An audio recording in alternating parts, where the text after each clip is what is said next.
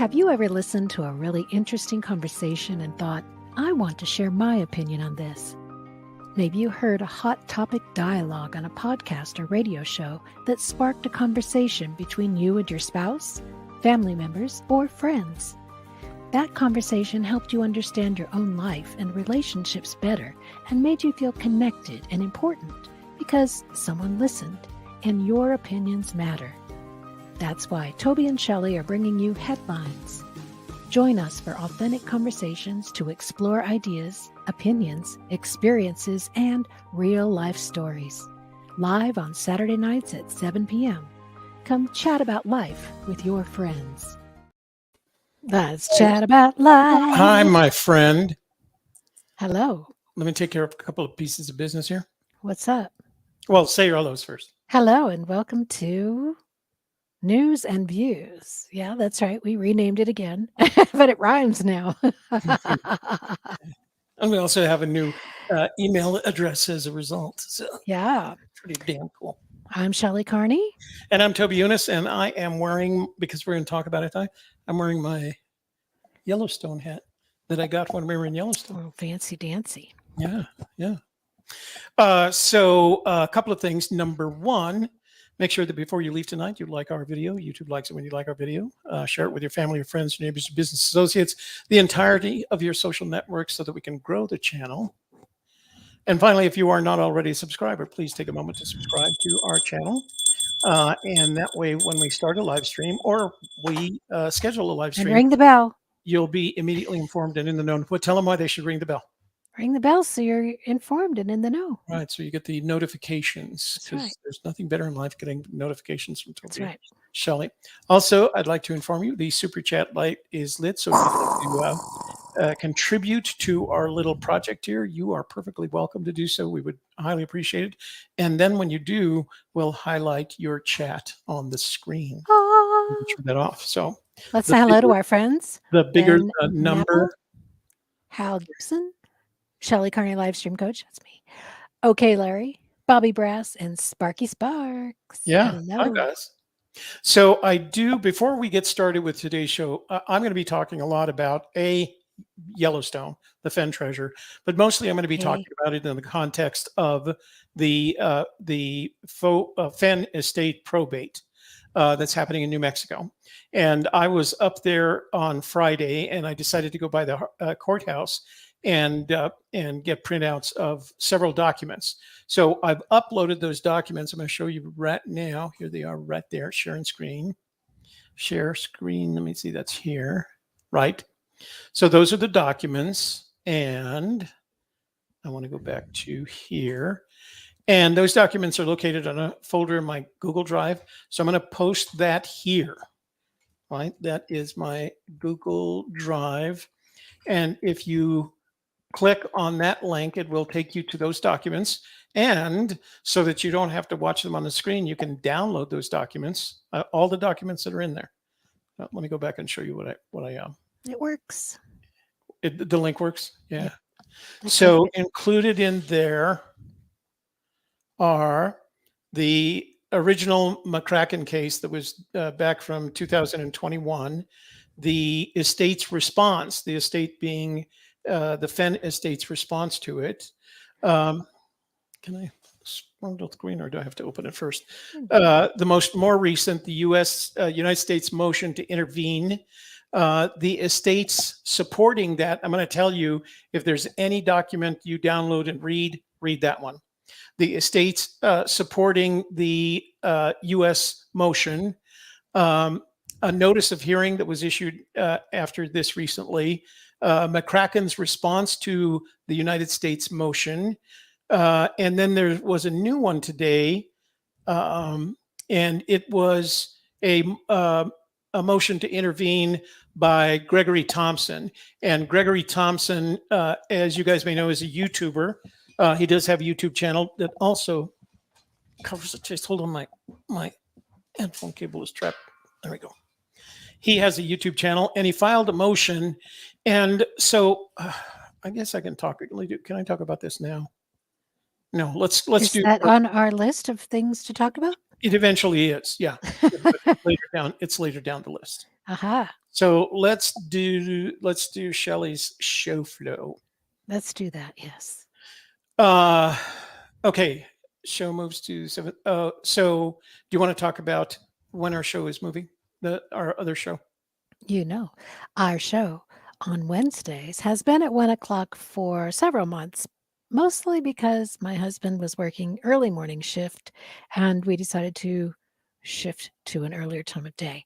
Well, Kevin has uh, done He rang the with, bell. Wait, he rang the bell. He's we have done a with picture, chemo.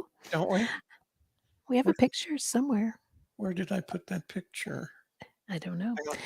I thought it was in your big list of pictures for Yes, it was. tonight's Yeah, show. yeah, it is. So Kevin's done with chemo. He's got only one more radiation treatment left on Monday, and so we can start playing around with our schedule again.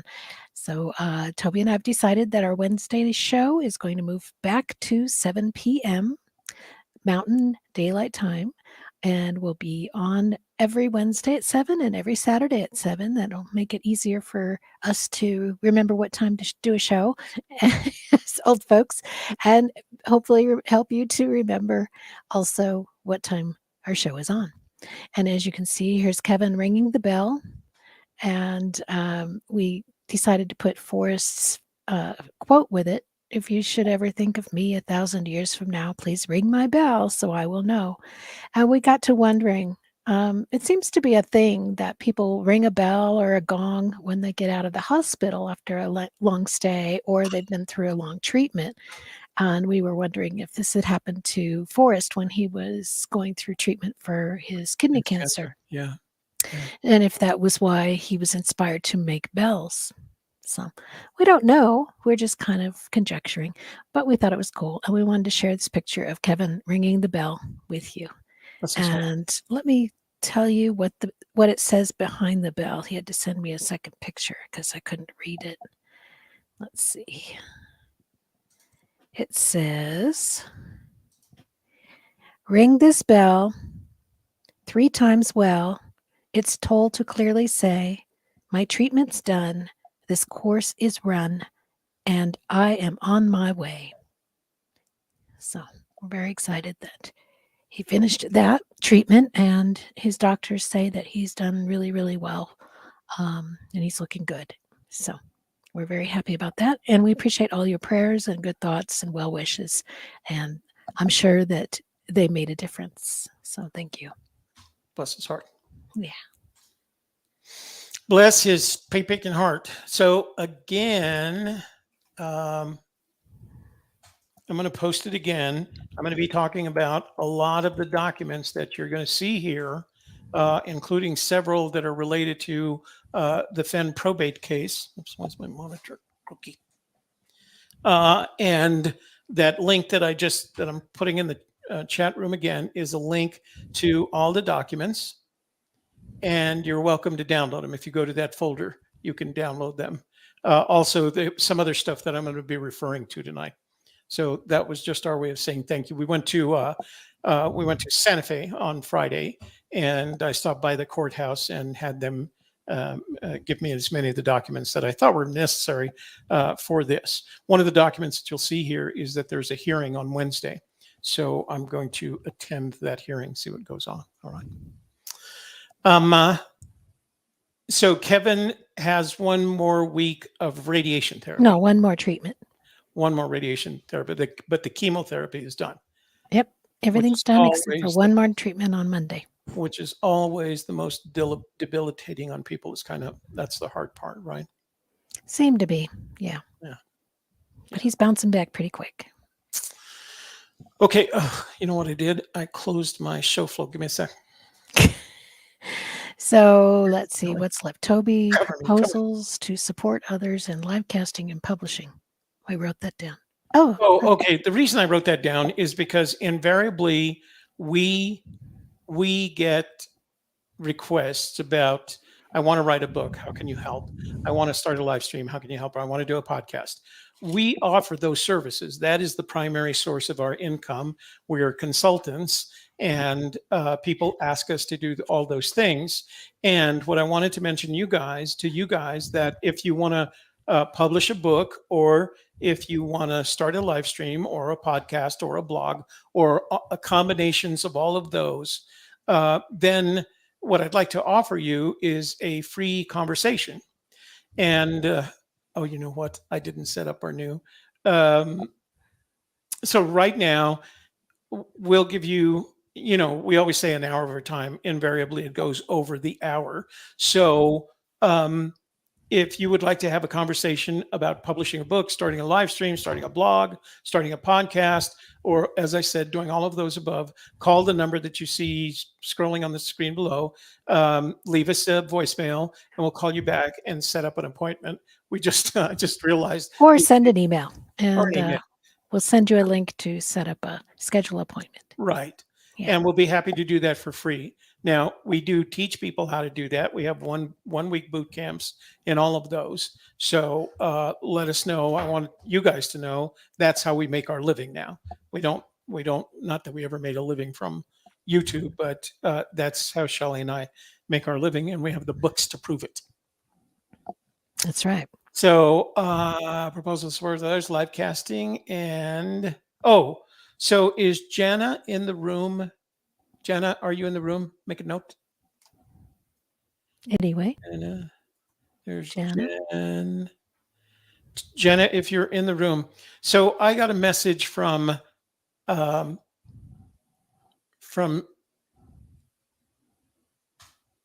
Armstead, who's a longtime searcher and a friend of ours. We used to meet every year at the Fenbury's. And she asked, she had heard that Shelley and I had done the Conquer event at Yellowstone. And I think what happened is, if you're not familiar with these types of events, they can be kind of confusing. So let me show you what they are first, and then I'll show you what we've done. So you can find this at theconqueror.events. And the Conquer events, and there's other companies that do this. We just happen to select the Conquerors, the ones that we do. They are what are referred to. They are what are referred to as virtual races. And they had one. Let me see if I can find it here. I got to scroll. There it is. So they had one for Yellowstone, the Yellowstone Park Virtual Challenge. So, I'm not even sure. It started with Jen because I'm sorry, not Jen. Jens asked me about it, and I guess he mentioned it, and then Jana asked him about it. So, and Jens, we didn't have a big conversation about it. So I just explained to him. Shelley, do you have your medal? Yes. Andy, show me your medal. It's on the screen. Oh, okay. Well, this is the Yellowstone medal, and here's what I'm going to do. You know what? I'm going to put it over here.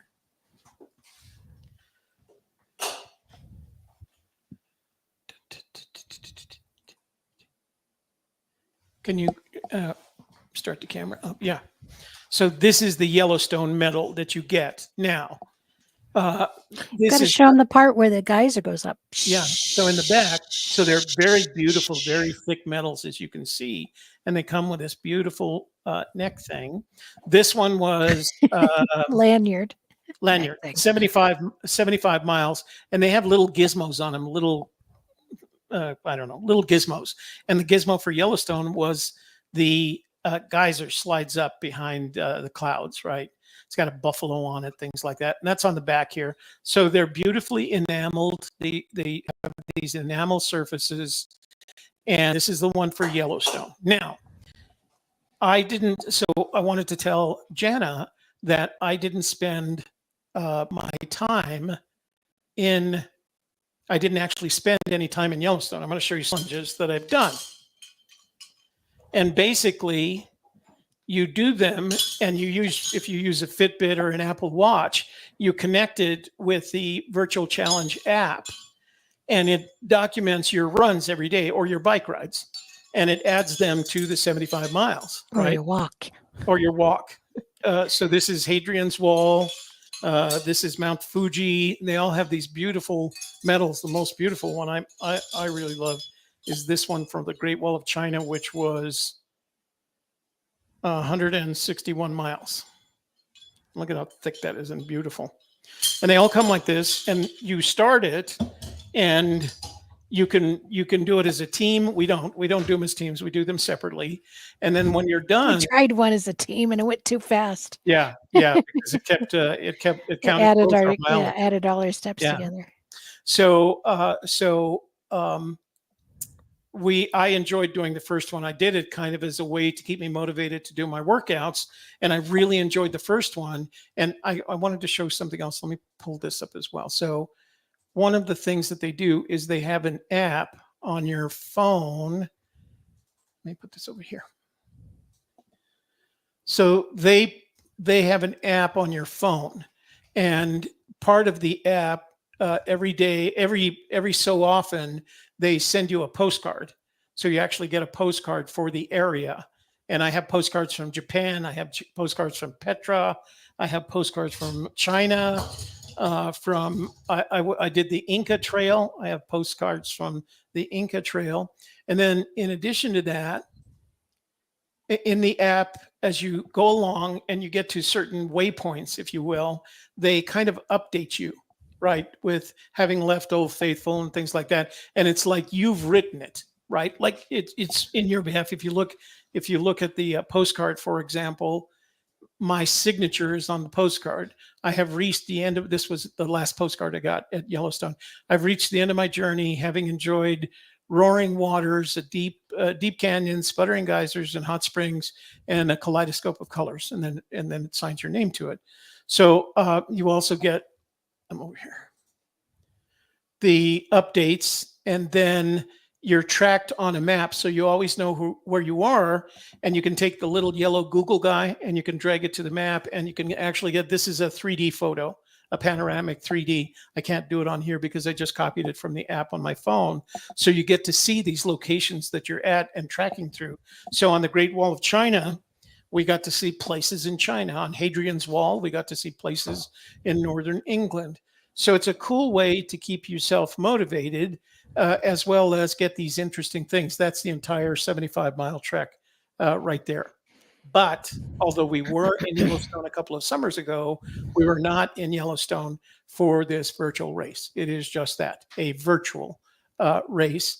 It's not a race. It's just, you just walk, and you walk at your own pace, or you Right. can run or do your Right. bike or whatever kind of exercise you want to do.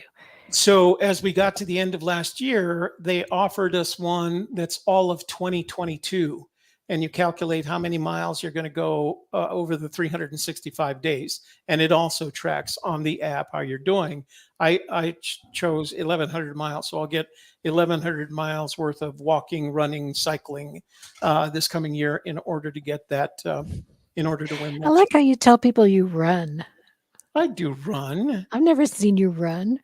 Because it's ugly. Because it's a very slow run. I actually walk faster than I run. Or do you do what Kevin says and waddle with intensity? Waddle with intensity. That's a good description. So let me see if I can find the 2021. Here it is, Conquer 2022. So we signed up to that. And every time you get to a milestone, they plant it. They do two things. They either plant a tree or they support recovering plastic out of the ocean. Yeah, out of the ocean. So it has some kind of cool benefits to it. Now you do pay for it. It is every once in a while they offer a discount, and we wait for those because we usually will get 2 or 3 races or challenges, and they cost $29, and $29 gets you all the tracking and all that stuff, and then at the end you get your what does he say? Interviewing Jack tonight. Yeah. Yeah, we don't want to do that. We're just doing our show. We're just an average bunch of guys doing our show. Okay. Well, can I talk about giveaways? Do I have giveaways? Well, I suppose we're not going to do giveaways until a little later, but you can introduce it, I guess. Okay. Well, I do want to talk about them. So give me camera. All right. So I'm gonna get out of camera for just a second so I can share these with you. If Jana comes in the room, let her know that we talked about it. All right. So giveaways tonight. I did buy some extra copies of A Gypsy's Kiss. So we have it. We have a Gypsy's Kiss giveaway for tonight. We also have, you get one of these plus 2 coins. I didn't take out the coins or postcards. Women in Podcasting. And finally, our last book, Livecast Live. So your choice, if you win tonight, is going to be one of those books. These are the And there's coins. coins. Yeah. So David says he has a Gypsy's Kiss and the coins. And then do you have the postcards? My postcards are framed and hanging on the wall. So no, I don't have them in front of me. All right. So as you can see, I'm very artistic. I have a lot of art on the wall. So when we get to 30, you want to get to 30? We'll give away one book plus we'll give the book package. You get to choose which book you want, and you get 2 coins and 2 postcards. Yeah. For the trivia question. So do you want to tell them the trivia question now so they can start researching? No. Okay. It's another Toby and Shelley trivia question. That's right. All right. And we'll give you the trivia question when we get to 30 people. We may not make 30 people because I know there are other people up and running. Okay. What else? We did 30 people last week. It should be 35 this week. Yeah, we did. So we got the photo Yellowstone Conquer Challenge. So it says news, Forrest Fenn probate case. You ready? Go for it. All right. Let me take this out. All right. Give you this. So let me see where I want to go with this. Let's talk about this first. All right. Give me the screen, please. Which one? This one? The share screen as opposed to the presentation. All right. So, as you know, there is a case going on that is a probate case. And I wanted to make a point here. Let me where's the one? This is the estate. Okay. See this right here where it says cause number D-101-PB-2020-24. That's all data that tells you which case this is. But see that PB in there? That's a code, and it stands for probate.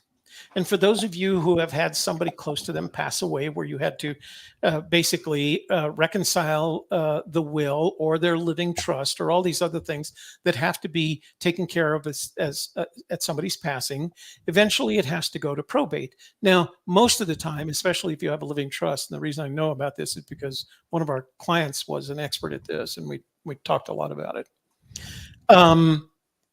You go to probate to reconcile the decedent's will, okay, where the decedent has said,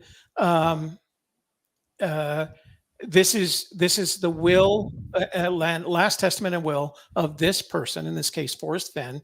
This is how he said he wanted his assets to be distributed. They are protected in a living trust, etc.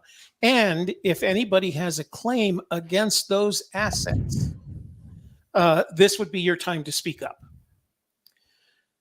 So I don't like talking badly about people. I have no reason to want to talk badly about people.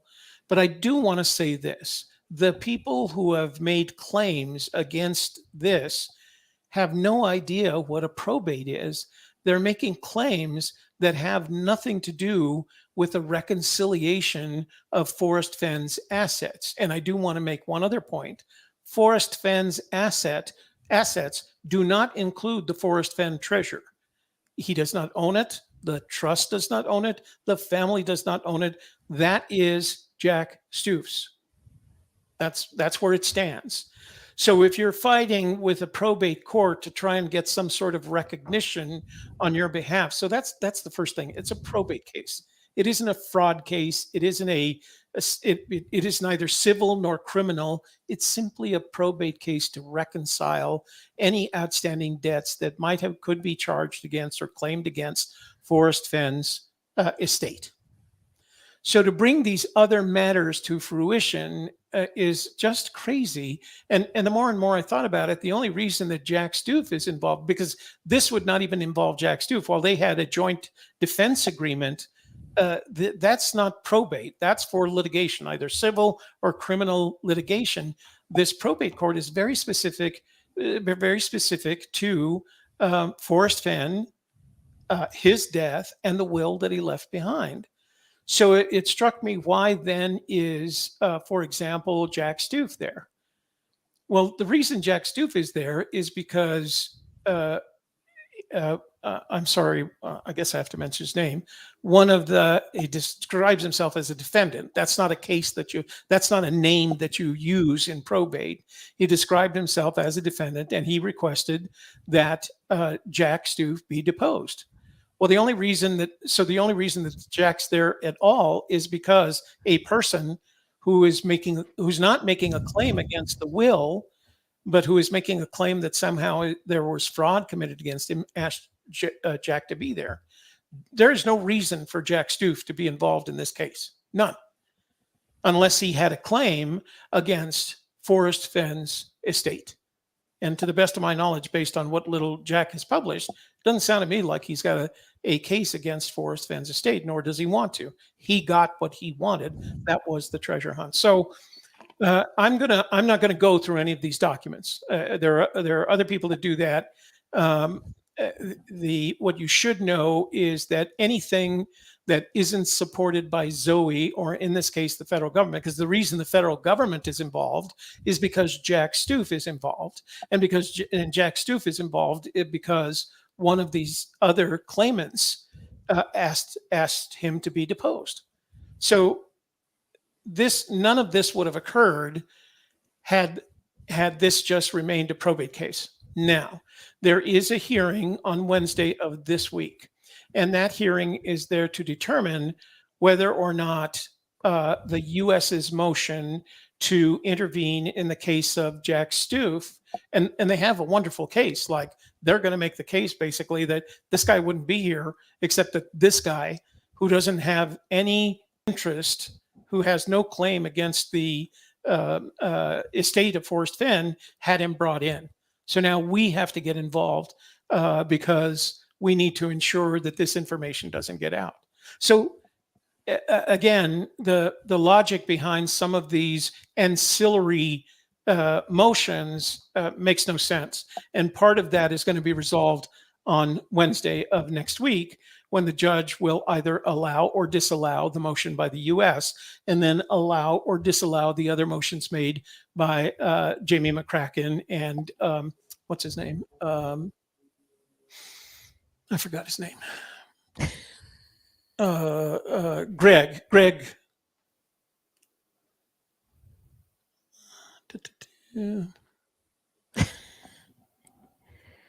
No rats. Greg Google? Greg, not Google, not Greg Google. Greg Peterson, anyway, the other guy that I told you asked to be inserted himself into the case. So that would be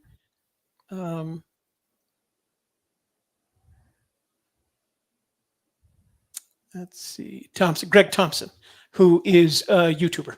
All right.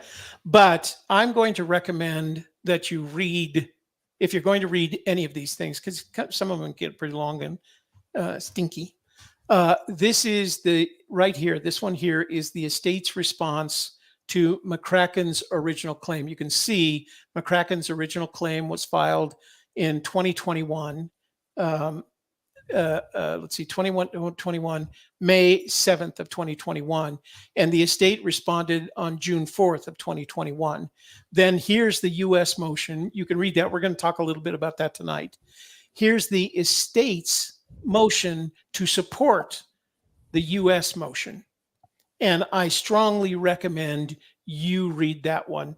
That is kind of a summary of their position on all the matters with these folks that are making claims against or they're not even making claims against the estate. They're whining. I don't know.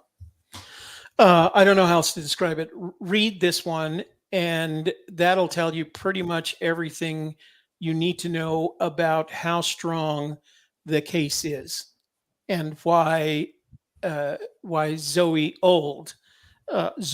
Fenn Old is responsible for, is the executor for the estate. And she has to respond to this. Now, you can tell this was written by a lawyer. The counterclaims and I'm hesitant to even use that phrase, they're not counterclaims.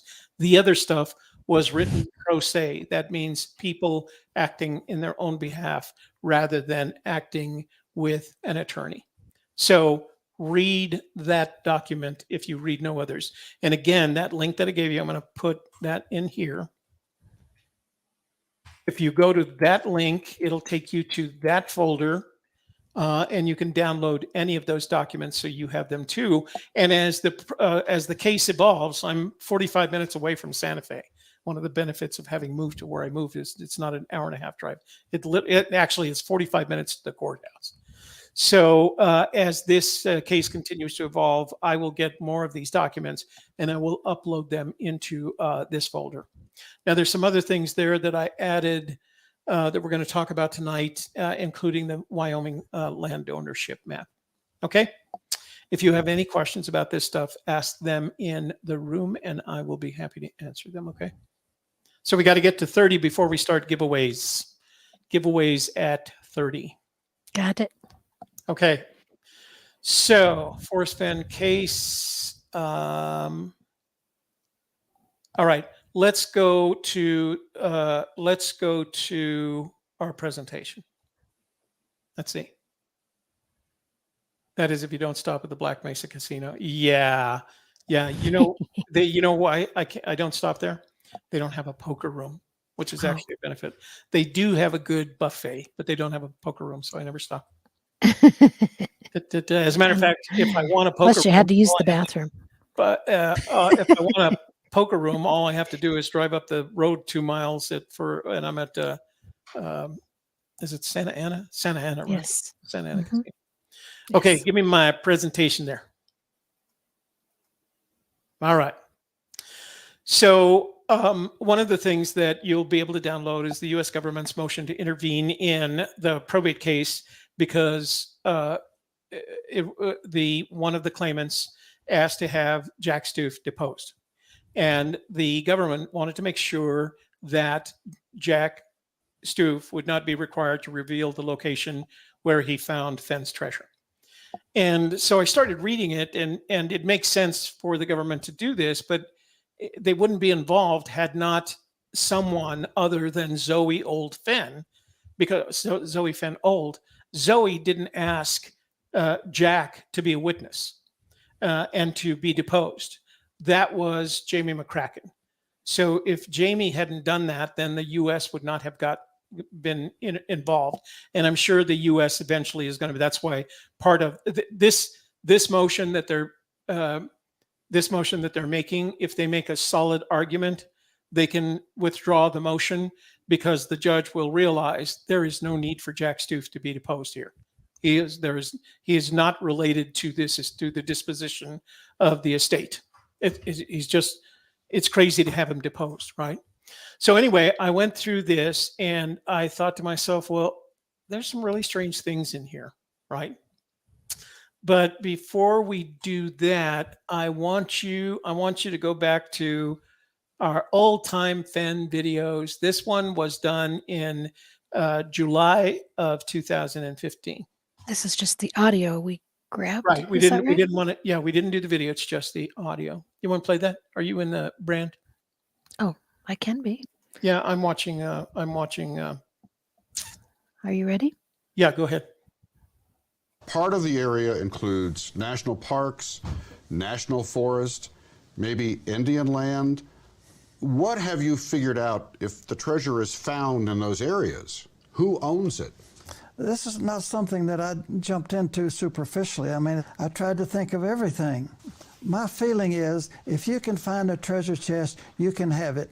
But if I find the treasure and it's in a national park, don't I have to share it with Uncle Sam?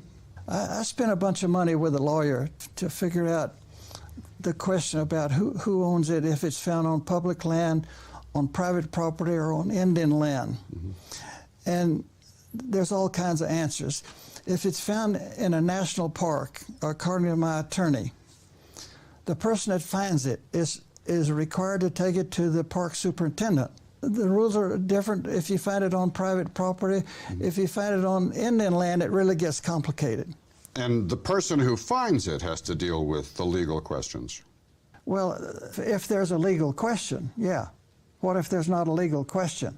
My argument is the person that finds it is going to own it.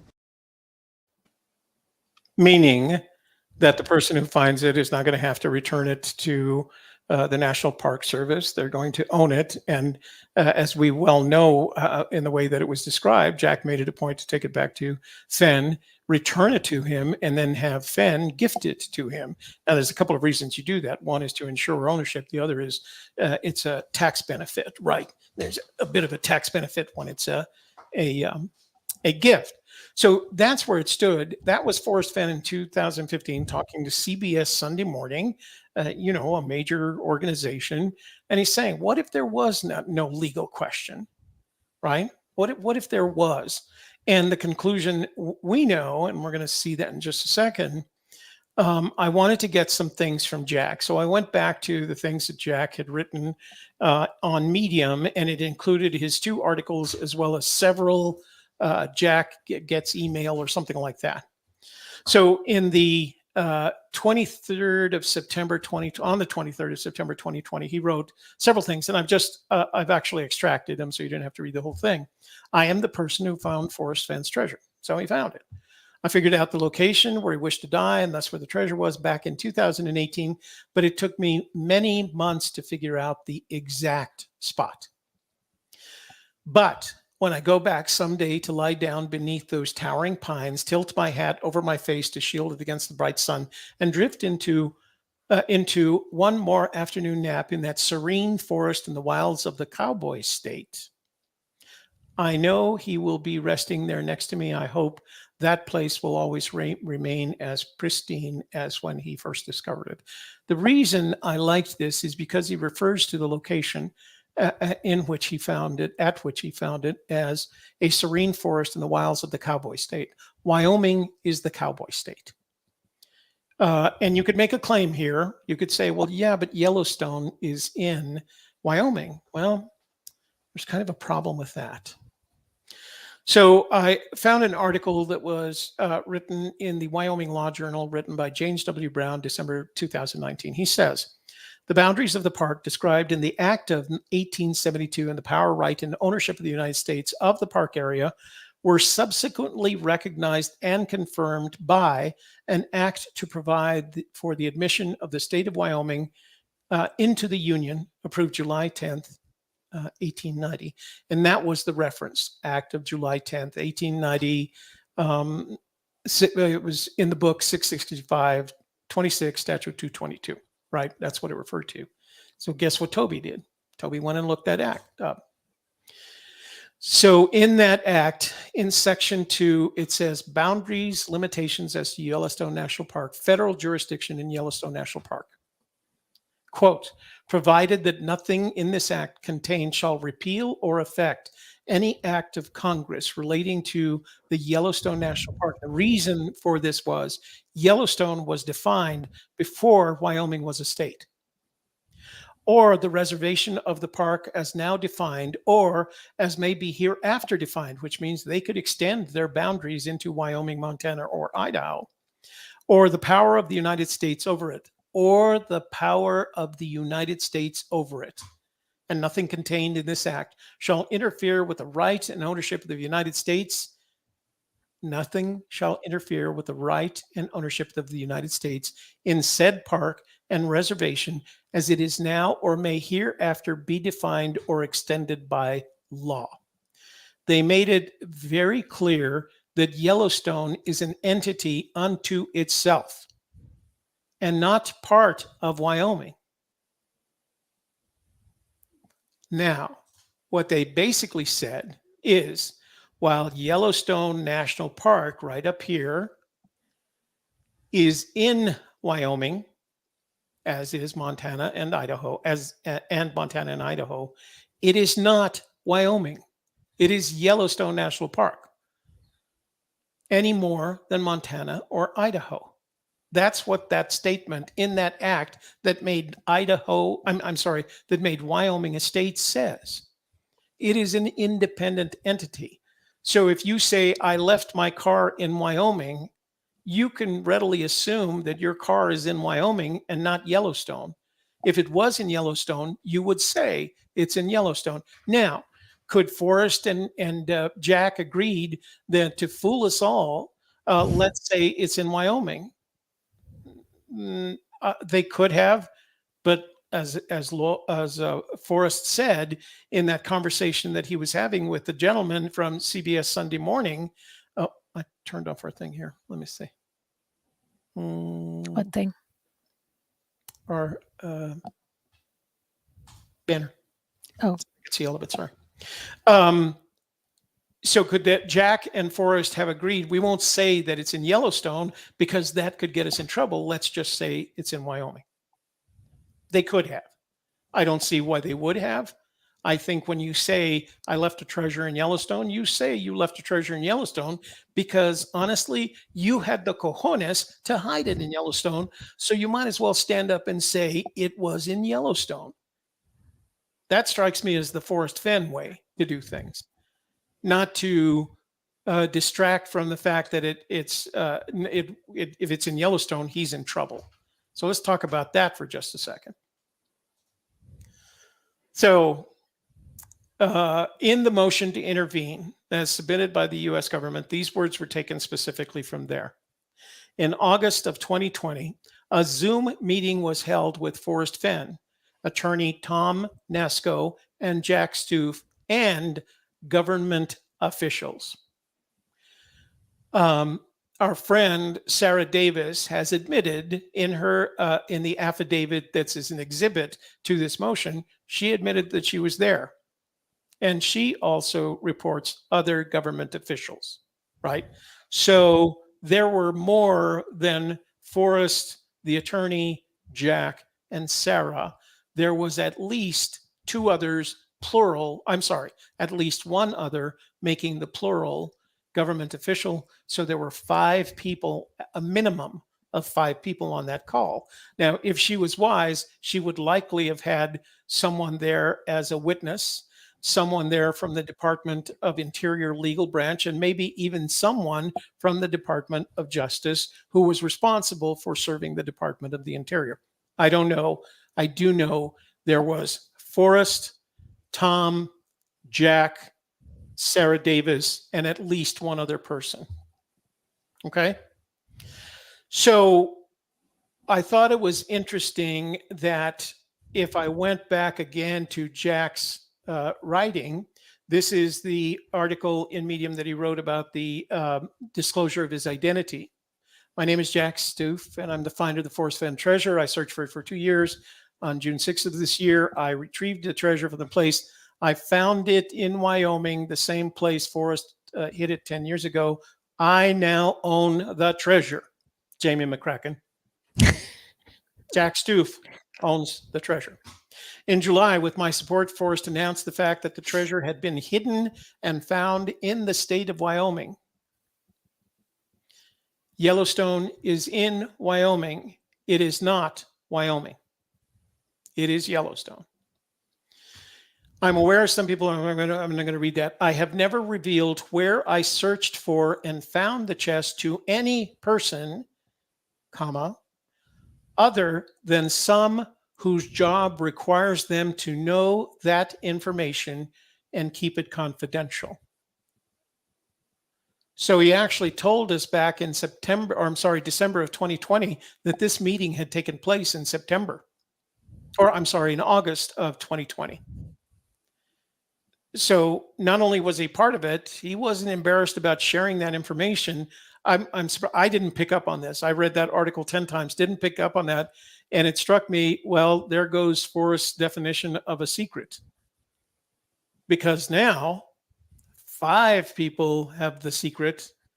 One of them passes. That means at least 4 people have the secret, assuming some other things. And I'll explain to you what the other things are.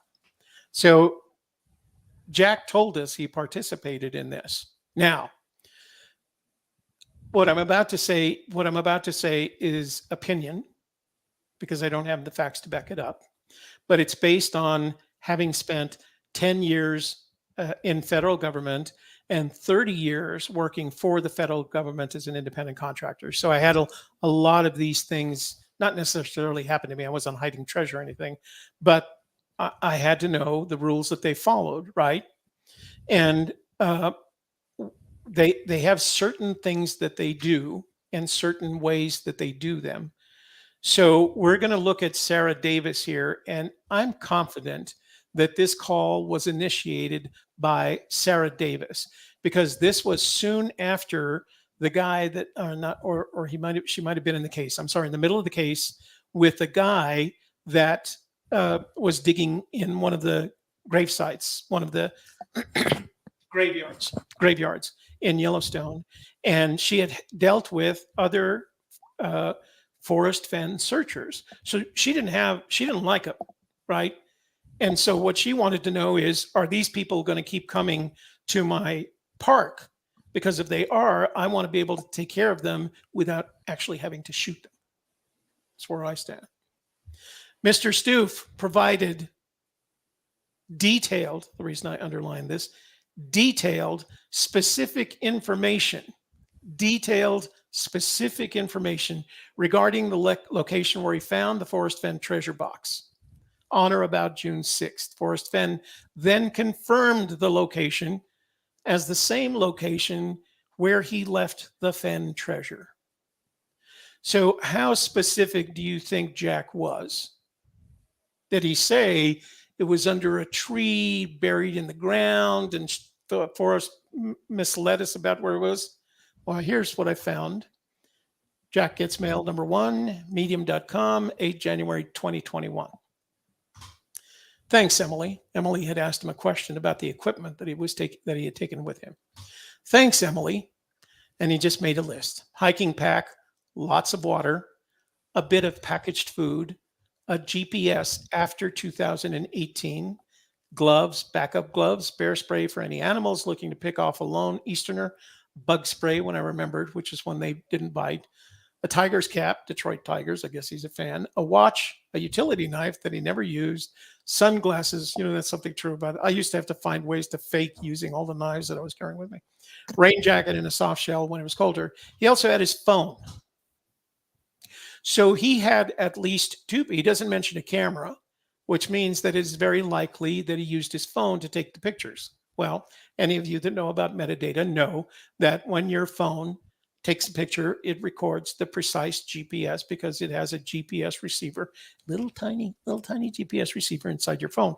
So he had at least two devices with him on which he could have recorded, one intentionally in the case of GPS and one unintentionally with his phone, let's go back to that. Well, what did he call it? The detailed, specific location of where he found the treasure. So he gave it to her. And she says she does, using Google Earth, Chief Ranger Sarah Davis was able to look and match the area described by Stoof and Fenn. Can we go to screen, Shelley, please? So for those of you that are familiar with it, this is Google Earth. You can see because it moves roundy round like that. I just took a recent search that was close, and this is what she would have put in because this is what he would have given her, something like this. This isn't the exact one. I just made one up that was reasonably close, right? 44 degrees.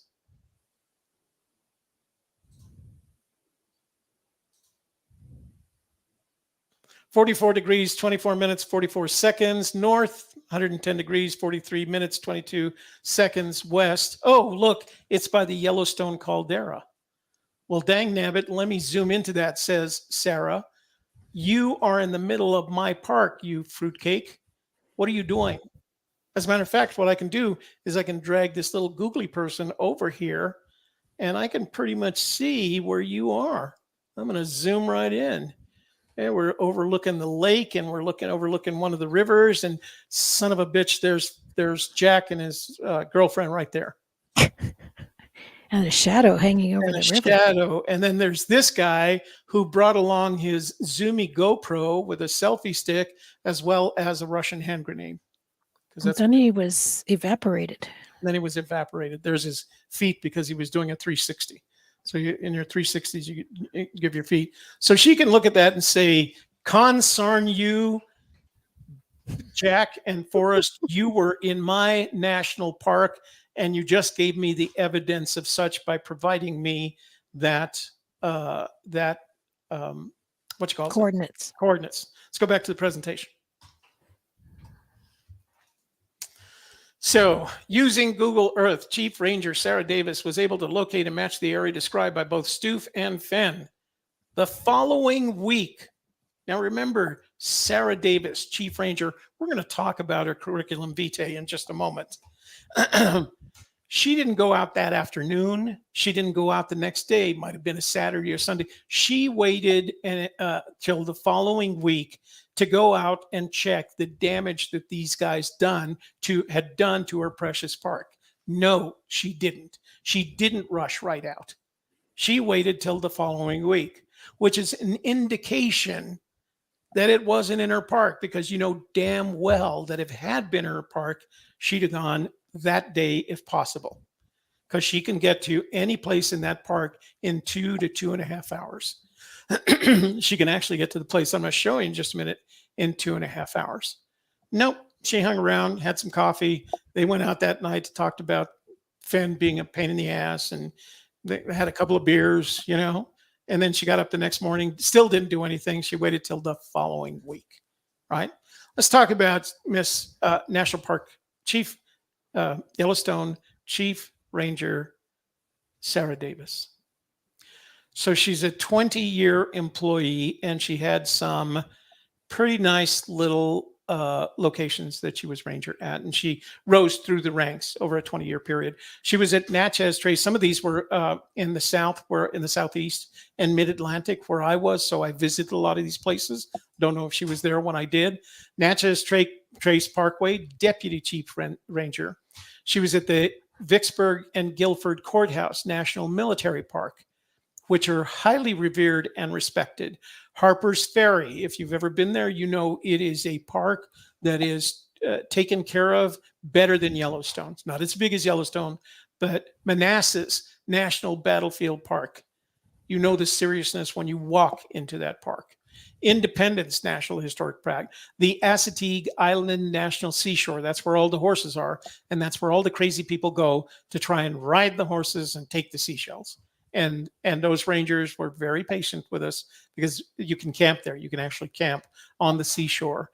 And so we used to take the kids there a lot. The Blue Ridge Parkway, I hiked off the Blue Ridge Parkway. She has a Bachelor of Arts in History. So she's perfect for this job that she's doing. And she also graduated from the FBI National Academy at Quantico in 2013. When you spend time there, the person that leaves there because they had the personality that got them through that. She obviously has this personality. They are sticklers in the military.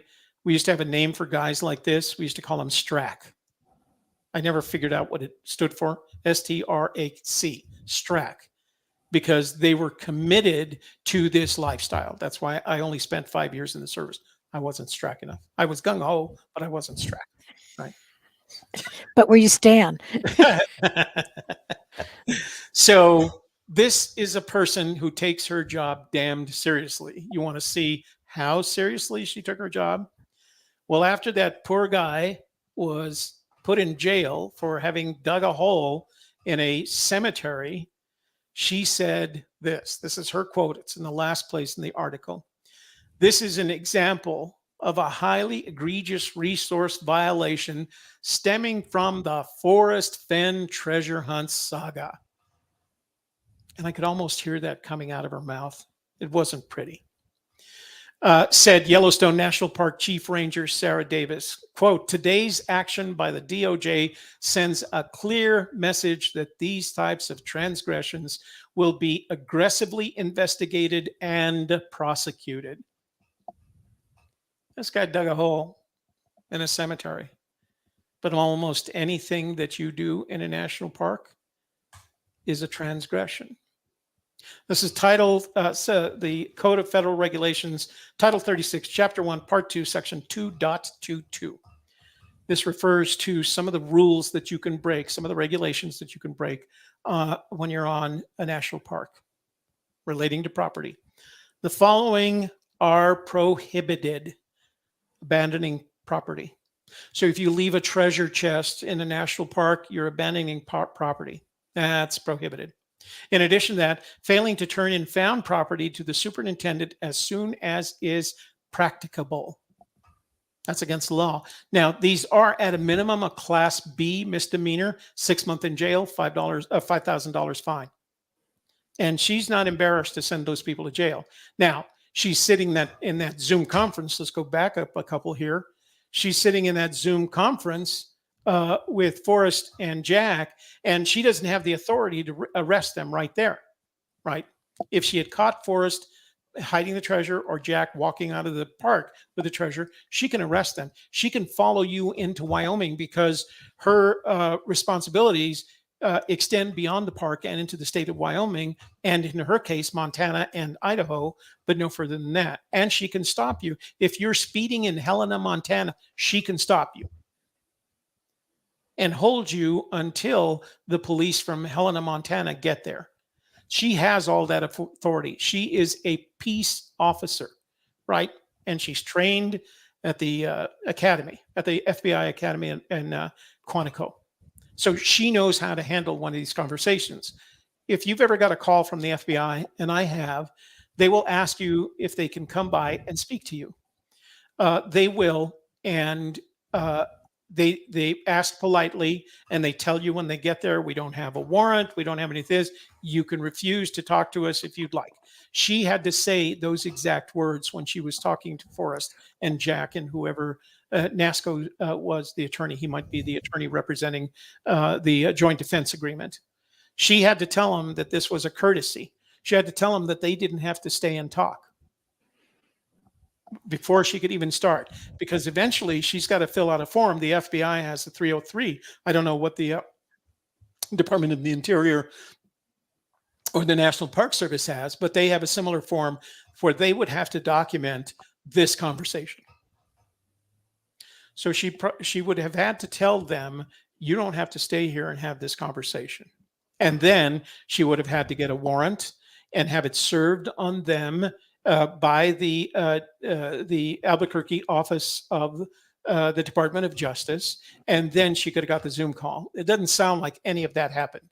It sounded like she set it up, they were there, they had a conversation, and they told her exactly where Fenn hid the treasure and Jack recovered it.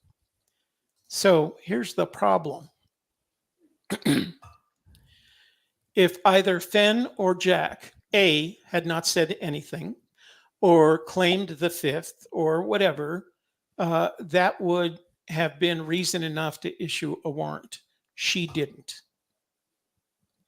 In addition to that, you saw before Jack mentions this, I gave that information to people whose responsibility it is to make sure that area is protected. So he was there, and he was there kind of full-brained. He knew why he was there, and he knew what he was going to do. And when she asked where it was, he took out his notebook, and he gave her the precise GPS coordinates. And then she went and looked the following week, and nothing ever happened. Jack and Forrest were not arrested. There was no warrant issued for their arrest. And do you think this woman would have let that go? No. No, if it had been in Yellowstone National Park, she would have seen to it that they were, what are the words? Today's action by the DOJ sends a clear message that these types of transgressions will be aggressively investigated and prosecuted. What is the likelihood that Fenn hid the treasure and Jack found the treasure in Yellowstone, admitted the precise location to our friend, Chief Ranger Sarah Davis, and she just went, oh, no problem, I'll take care of it.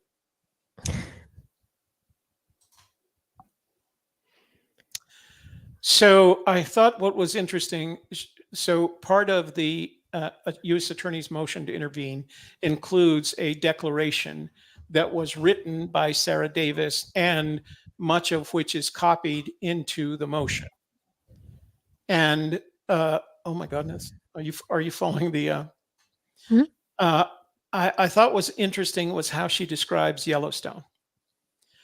She says Yellowstone National Park is located in Wyoming, Montana, and Idaho. Located in. It is not Wyoming, Montana, or Idaho.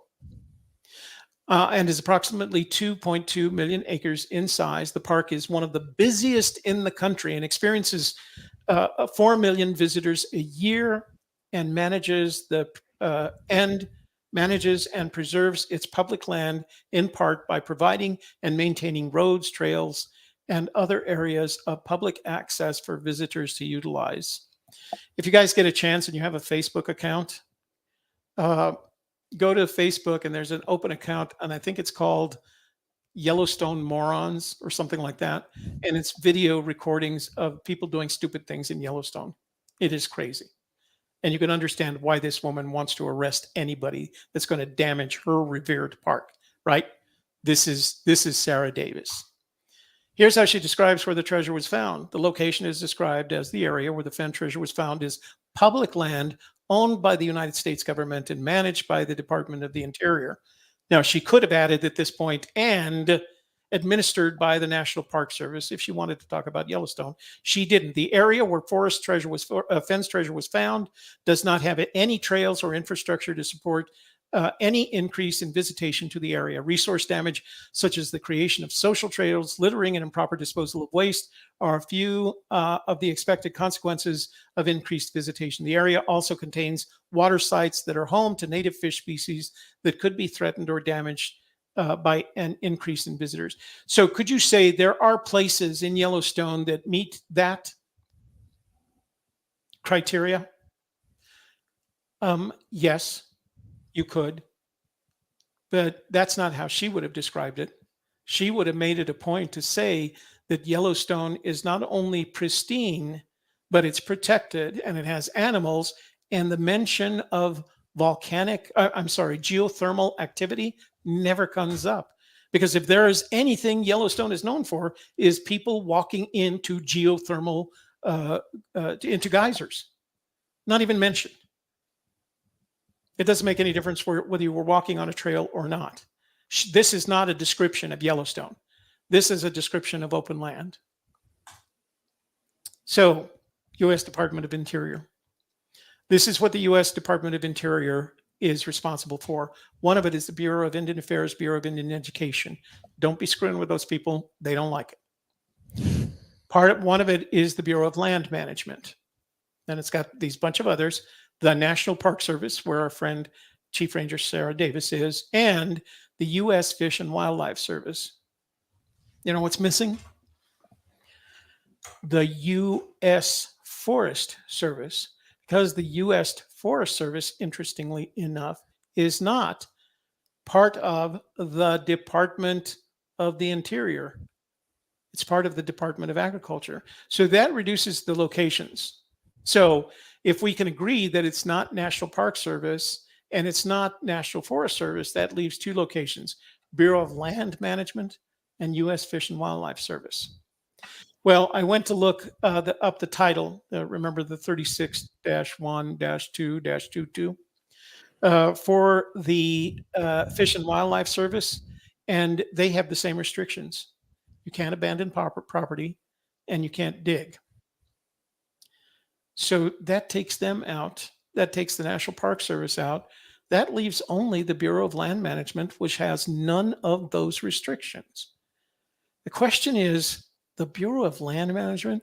I've been to the Bureau of Land Management properties here in New Mexico, and there is only one that's worthwhile visiting, and that's the one that's just above Pilar, the Rio Grande, I forgot. But it's a Bureau of Land Management property. It's one of the better looking locations in New Mexico. Other Bureau of Land Management properties look like they're meant for cattle and goat feeding, basically, right? That's kind of my impression of all that. But here's what I found. So let me go. I'm going to close this slide. Here's our opinion. In summary, the Fenn treasure was not hidden or found in Yellowstone National Park. it was hidden and found in Wyoming. And Wyoming is not Yellowstone National Park, and Yellowstone National Park is not Wyoming. Forrest and Jack both told us that it was found in Wyoming. And for all intents and purposes, Chief Ranger Sarah Davis told us it wasn't in Yellowstone National Park because although Forrest has passed, Jack Stoof is still free and he still owns the treasure. And I guarantee you that if it had been in a national park and she had taken that Rule B to its full length, the National Park Service would be in possession of that treasure. And there would be nothing anybody, especially Jack, could do about it. Okay? So I did want to show you this. I'm going to go back to screen, Shelley, if you will. Let me see. Where did I put that? Give me a second. Let's see. Where is that?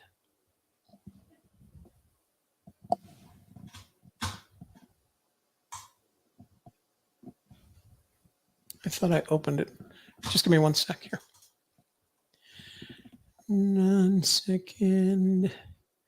Remember, stay tuned for the trivia question to win one of our books and 2 coins and 2 postcards.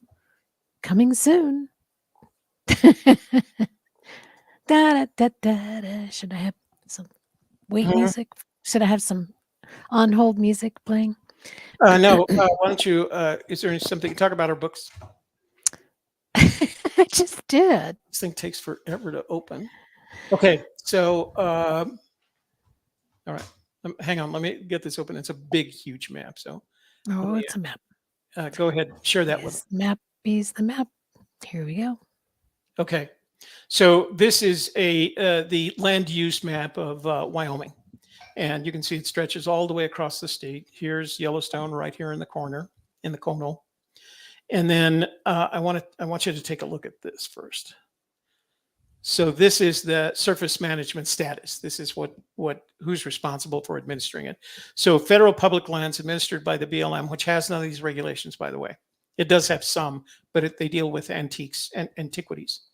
Is yellow. The national forest is the light green, and that's administered by the United States Forest Service, which is a branch of the Department of Agriculture, not the Department of Interior. The National Wildlife Refuge or Management Area, administered by the Fish and Wildlife Service, is dark green. The national parks and monuments are purple. So there's some other stuff in there, but we're not going to worry about that. So let's go back up here and let's take a look at this area. I'm going to scrunch it down just a little bit. Okay. So here's Yellowstone, right? And then here's Wyoming. The other stuff is Wyoming, right? I guess I can use my mouse. So this is Wyoming.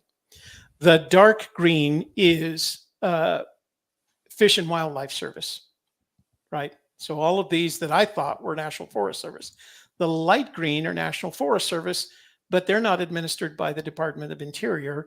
They're administered by the Department of Agriculture. So the possibilities here are, and you know what? Our first search was right here in North Absaroka Wilderness. So here we go in back into Wyoming, and we're looking at the yellow stuff right now. All right. So the yellow stuff is BLM land, and it has to be BLM land above 5,000 feet. Well, this area around Buffalo Bill State Park, and remember, here's Cody, where Forrest spent a lot of time. This area here, Rattlesnake Mountain here, right? South and slightly west, west and slightly south of Cody. All of this yellow stuff here is BLM land, and it's above, you can see they're mountainous areas. It's above 5,000 feet. And then there's a little bit over here, which would have been really tricky if Forrest had used that along the South Fork, because that's BLM land right here. Oh, you can't see it on my mouse. So this is BLM land here. Then, as I said, this area of Rattlesnake Mountain there, that's all BLM land, except for the blue part, that's state land. The light blue is state land, and it's above 5,000 feet. The next thing that falls into that category is the McCullough Peaks area. That's all BLM land, and it's a short distance from Cody. And then the other area, as you travel further west, is did I go too far? I think I went too far. Hold on. That's Shoshone. No, You're going east. right. I meant east. So the other area right here, you'll see this along the Bighorn Mountains and the Bighorn National Forest. This area along here, all these are above 5,000 feet. You can see they're in the mountains. So there's a lot of places in Wyoming, BLM land, especially if you're in Yellowstone, but especially if you're an hour and a half away from Cody, Wyoming. If he were to go McCullough Peaks, for example, that's an hour away. And there it's along the Shoshone River, and it's got some beautiful locations there. This is a little bit further as you go towards the Bighorn along here. That's a couple of hours away. The point that I'm trying to make is there are lots of places in Wyoming over 5,000 feet in which don't have any restrictions, and which are going to make it unlikely that Chief Ranger Davis is going to be able to prosecute you for anything, which is the choice that she made, which strikes me as unusual. So I got nothing, I think. I've got nothing else to say. That's it. That's our opinion. That's the conclusion we came to after looking at all this stuff. That's where we think. Okay. So do I have to go back and look at questions? How far back do they go? No, I didn't see any. Okay. If you don't stop at the Black Mesa. Okay. Toby Shelley, it's a sad case. People want answers for questions they don't even know. Yeah, we agree, right? Well, actually, Mary did say, why does Sarah Davis want to help keep the site secret? But I think you answered that when you were talking about she was worried about too much traffic creating trails and messing up the land or whatever. Well, you'll also have to remember that Sarah Davis, as an employee, first, if you reverse the hierarchy, she is an employee of the National Park Service, which is a branch of the Department of the Interior. So she's an employee of the Department of the Interior. The Bureau of Land Management is an extension of the Department of the Interior. So as an officer of the peace for the National Park Service, and by extension, the state of Wyoming, because if you were doing something wrong on U.S. forest land in Wyoming, even though she wasn't in Yellowstone National Park, she could detain you, because the U.S. Forest Service has exactly the same set of rules, and the U.S. Forest Service belongs to the Department of Agriculture. So think of our friend Sarah. She's already expressed her concern about fen treasure hunters. She's had the experience of, saving them and kicking them out of areas and prosecuting them for digging holes. She would be and she's the one that had the conversation with Forrest and Jack. And I would bet dollars to donuts that what she was hoping for is A, they would answer her questions, and B, that they would give her a GPS coordinate that was someplace inside the park, so that she could have a warrant filed for their arrest. But that didn't happen. It didn't happen. And just to make sure they weren't damaging Department of Interior property on BLM land, she went to check it out. And she probably found the exact spot. She probably found a place where there had been a treasure 2 months before. And she probably found that Jack had done a really good job of covering up that hole, because Jack strikes me as that kind of guy. And that he hadn't done any damage. And then she looks around and it's pristine. And it's in beautiful property. It's in the mountains. It's above 5,000 feet. I don't want any crazies here, right? I don't want any crazies here any more than I want them in my national park.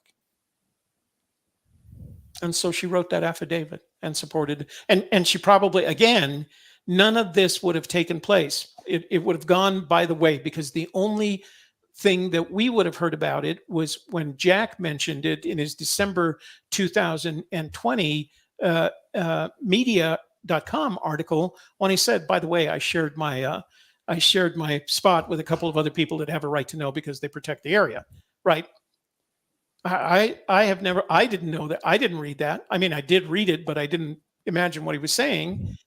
And I haven't heard it from anybody else yet. I mean, if anybody goes to Reddit and in Reddit, they say, oh, well, Jack already told us this thing happened.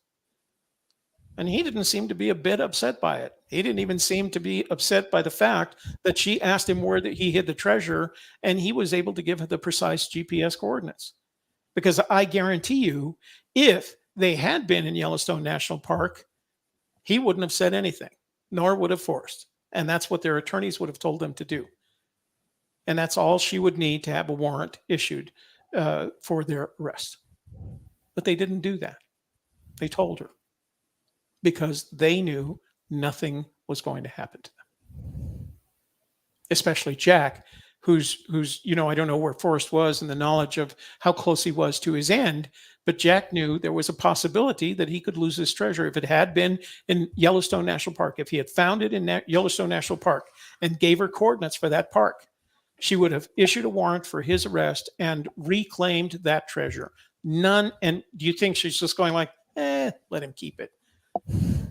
This woman, and I speak of her in high regard. I'm not making fun of this woman. She takes her job seriously. So seriously that if Jack had said, I found it in Yellowstone Park at this precise spot on Fen Rock at Madison Junction or whatever the hell, the National Park Service would own that damn treasure right now. That didn't happen. None of it happened. It wasn't in Yellowstone.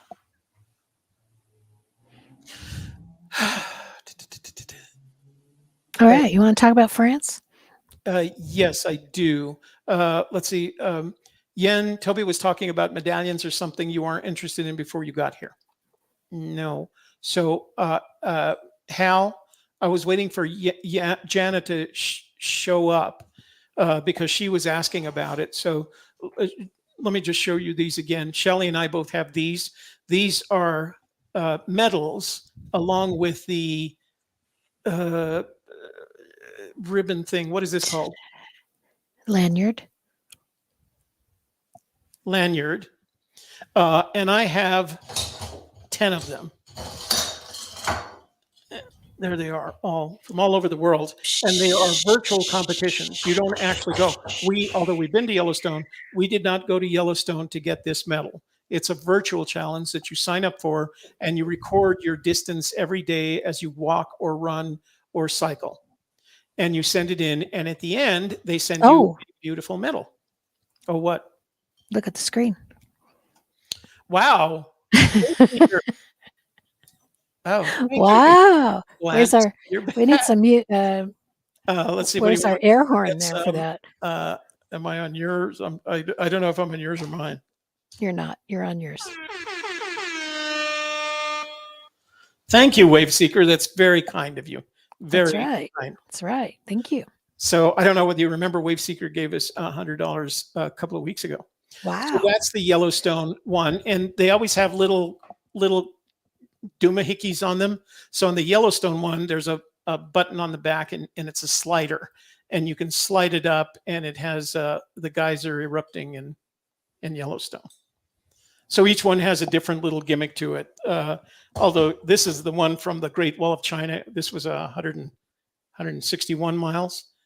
And I thought it was going to have a gimmick, but you can see they're enameled and polished brass, and they're beautiful front and back. And you'd think we'd work for them or something. We did work for them. We just didn't do it all at once, and we certainly didn't go to China.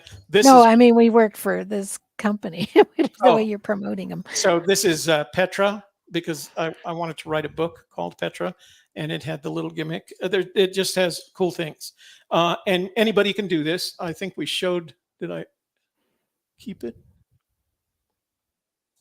So Mary says Jack outed himself because he had to. If he hadn't, my opinion is, if he hadn't had to out himself, he probably wouldn't have come forward at all. He said that in some of his writings. He said, I wanted to remain anonymous.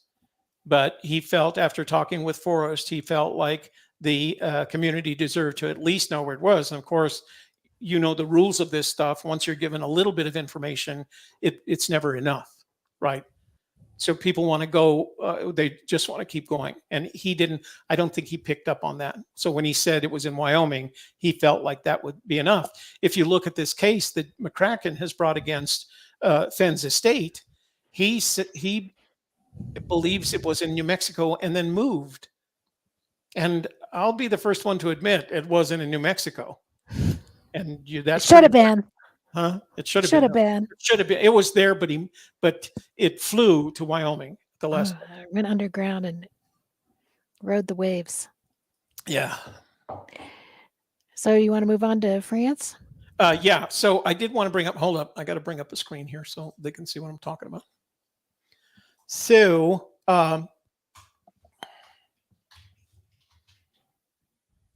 So if you have any more questions about that, or whatever, you can send them to us at the email address in the crawl. It's a brand new email address we got just for this show, so we can keep them all separate from other emails that we get. And that would be support@newsandviews.io. You can see it on the screen right now, support@newsandviews.io. If you have any information or photos you want to add to this story. So let's go to screen. Or questions. Oh, sorry. I'm going to need to open this. So last Sunday. Oh, I can't do that with my screen thing. Chucks. All right. So last Sunday was the French presidential election. They have one every 5 years. And the two candidates were from the Social Democrats Party. I can't remember what Marie Le Pen was. But they tended to be Democratic liberal and nationalist, right?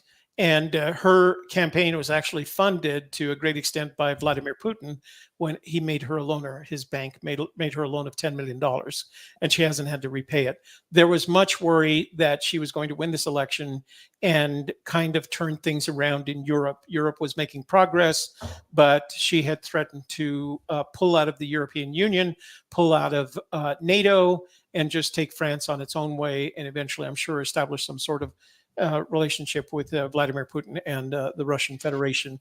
But she lost, and it was a significant loss, 58.7% to 41.4%. And for those of you that are believers in democracy, if you believe in democracy, that's actually a good thing, because as much as they can be a pain in the ass, we need our Western European partners, because they're the first defense against anything that the Russian Federation can do. So I didn't want to talk about that. I just closed my window again. So. All right. So the next thing was Biden's request for $33 billion for Ukraine. Yeah. So that's worth a picture. Hang on. Let's see if we can pull that up. Wait to get it. So this is the news portion of the night. For those of you who were wondering, we do talk about the news here, things that are going on in the news, and we're happy to hear your opinions of the news. We just want to make sure that we stay on the news and the topics and not attacking other people. So yeah, we're not going to do that. We just that's all we ask. We don't attack other people's. Okay, give me the screen. So one of the things that happened this week is President Biden asked the Congress for another $33 billion with a B dollars for Ukraine to support Ukraine through September. And that was a really big number because up until this time, he had done it in small tranches of the first one was 400 million, then 800 million, and then another 800 million that was 2 weeks ago. And of course, this isn't cash. This is weapons mostly and support. Weapons and, things that are defensive, like they didn't have body armor. They didn't have helmets. So things like they didn't have night vision goggles, things like that. So the first tranche totaled $2 billion. And then I think with the fact that Ukrainian seems to be moving forward and almost winning this, he decided to make sure that they had a really good chance and asked for the 33 billion. Now, a lot of this money is going to end up in the hands of defense contractors, right? Because they're going to have to buy that stuff from defense contractors and then pay MacV or other transportation companies to move it to Poland and then from there to Ukraine. Couldn't they just go back to Afghanistan and get that stuff they left behind and then take it over there? Don't get me started on that. That was a lot of equipment. That was a hell of a lot of equipment. Anyway, in addition to that, the other members of the European Union getting progressively more, you can tell that's what's happening, is they're starting to feel like not only was this not the blitzkrieg that Putin had planned, it's not even going to, he's already lost strategic. Everybody knows he's lost strategically. Now it's starting to look like they simply don't have the military, and I use that in the greatest sense of the word. They don't seem to have the military necessary to win this war. And people are starting to predict that within 4 weeks, he's going to lose the war in a tactical sense. Now, he may have made headway in the Donbass. Let me go back to our Ukrainian war map here.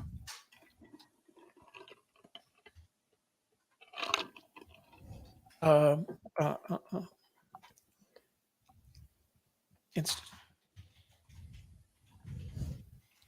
me just get it up here real quick. All right. Okay.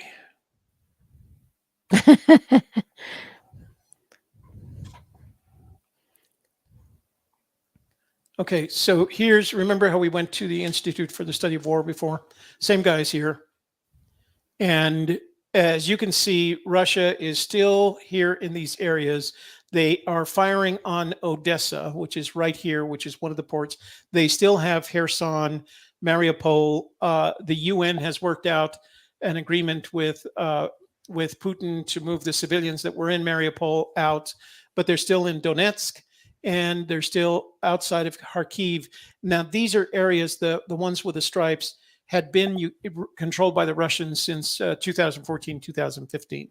They've moved into these areas, but they are not making progress anywhere else. And the few times that they have, the Russian military is so disorganized and so terrible in terms of operational security that the Ukrainians are turning them back at every turn.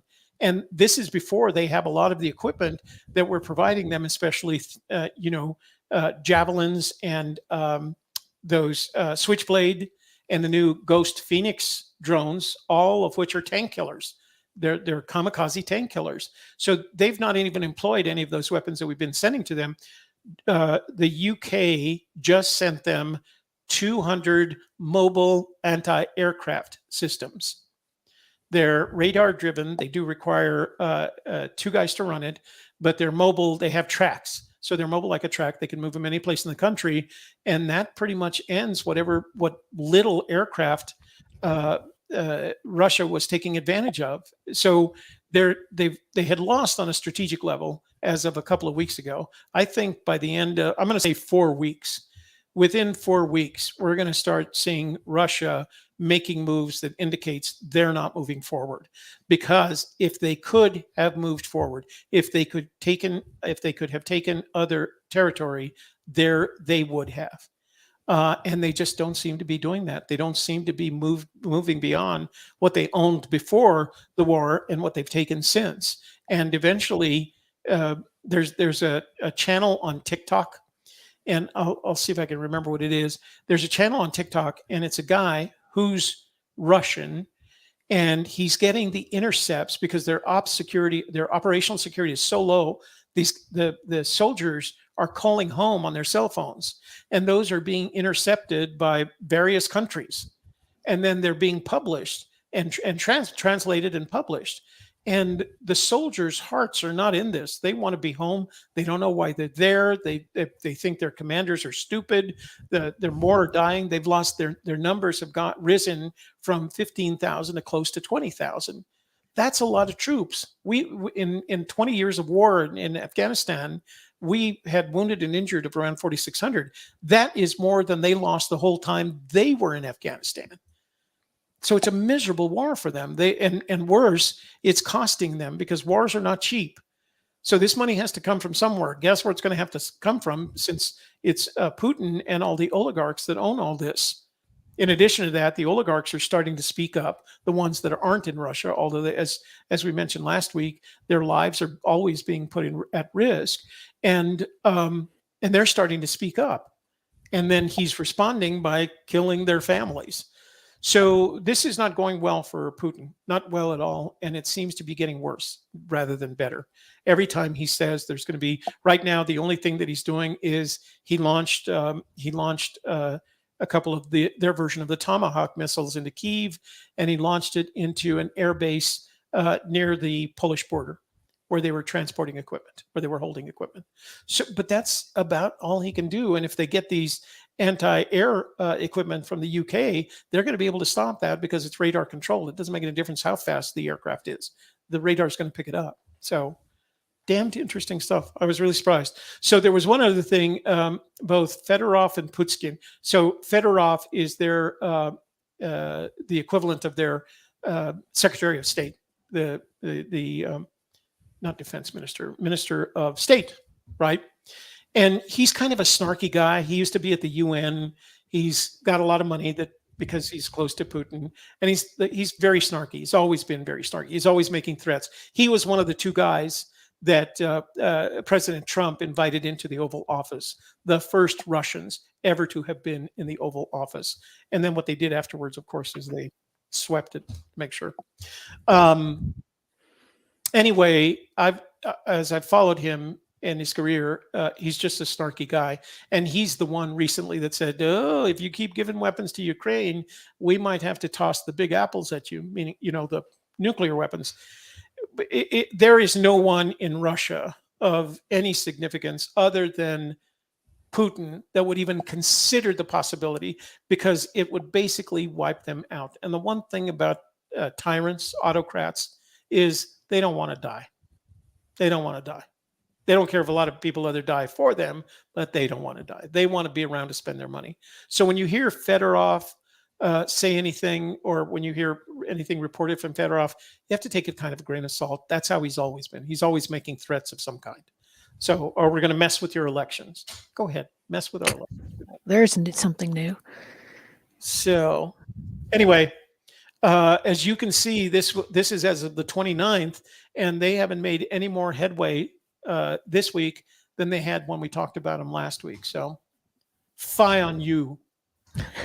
Fie on you. My goodness. Putin. Okay, Ready so to move to the next story.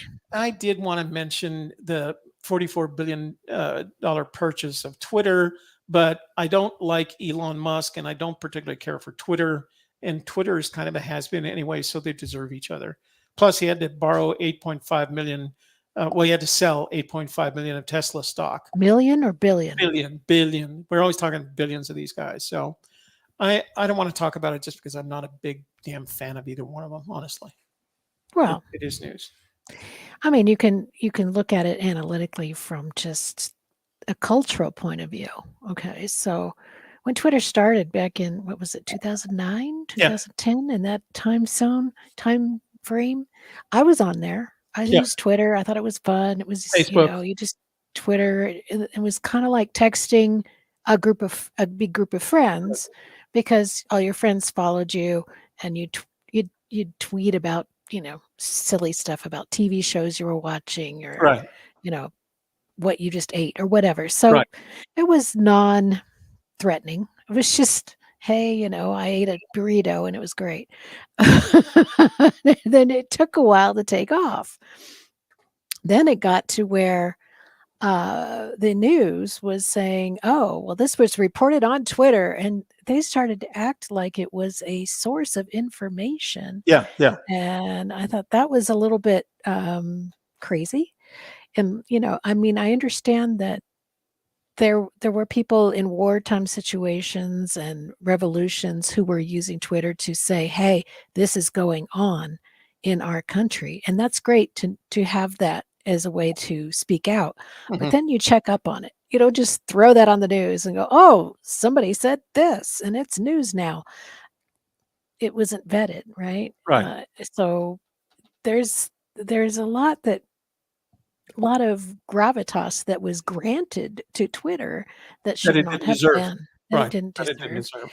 And then when our former president got in there and started doing tweet rants, uh, it was kind of taken over into a whole new thing about, oh, let's be mean to each other, let's attack each other, Yeah. let's have wars on Twitter. And at that point, I was like, okay, I haven't used Twitter in years, and I probably never will at this point. Right. I was very disappointed with their ability to keep it under control. They didn't do any control whatsoever on, you know, spreading misinformation, disinformation, propaganda. They were doing it a lot, which of course led to Division. division and January 6th. Yeah. So Wh- division, the problem with division is the fact is based upon the idea that I can say anything and 50% of the world is going to agree with me and 50% of the world is going to disagree with me. So what I want to do is make sure I get everybody's attention, and I get everybody's attention when I say crazy things on Twitter. And the crazier, the better, because it attracts more attention. It's a game that they play, and I'm not a big fan. I have better things to do than wear out my thumbs on my smart device. I have my lawn. I have to cut my lawn. What did you tweet about it? I Maybe didn't. somebody would want to know about how you cut your lawn. So We need to go back to those days where it was just your friends following you and you just talked about cutting your lawn and what you yeah. had for lunch. Well, and that's what I've done on Facebook, for example. I've limited it to my contacts to my family members and people with whom I've had, direct contact. Yeah. Right. As opposed to, and I know I hurt some people's feelings when I don't, when they ask to be and there's no way to say I only keep Facebook open for my family members. So don't take it personally if you don't hear back from me. It's not that. So, So yeah, I just think wait and see on the whole Twitter thing, and it doesn't really affect us that much because we hardly ever use it except for posting our content in the hopes that people will see it and join us on our show. so I That's did about want it. to ask, I did get a text message from Mary Green, and she said, can I stream Jack's deposition? And the answer, Mary, is no, I can't. And the reason I can't is because the parties of it, the only people allowed to a definition are the parties. I'm sorry, deposition, not definition. The parties involved in the deposition. So that means Jack, his attorney and or attorneys, and the attorney representing the deposant, whoever's responsible for the deposition. As I understand it, in this case, it's Jamie McCracken, who isn't represented by counsel. So he was going to conduct the deposition. They're the only ones allowed, even though it'll probably be conducted via Zoom. Back in the olden days, you had to be in the room, you had to make a recording. Eventually, we used to do video recordings. They started allowing video recordings, and now they allow Zoom as long as it's recorded. Oh, that was another point I wanted to make.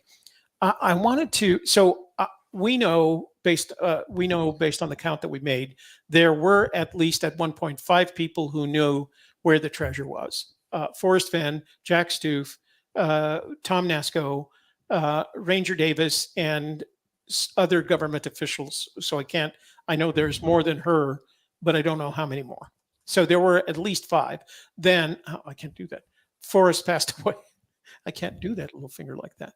Forrest passed away, right? So that means there were 4 people. Well, here's what I know as an absolute truth for government employees. That Zoom meeting was recorded. Now, if you were to FOIA it, it would be redacted. They would redact the things that they don't want you to see. And based on what they've said, they could make a case for it.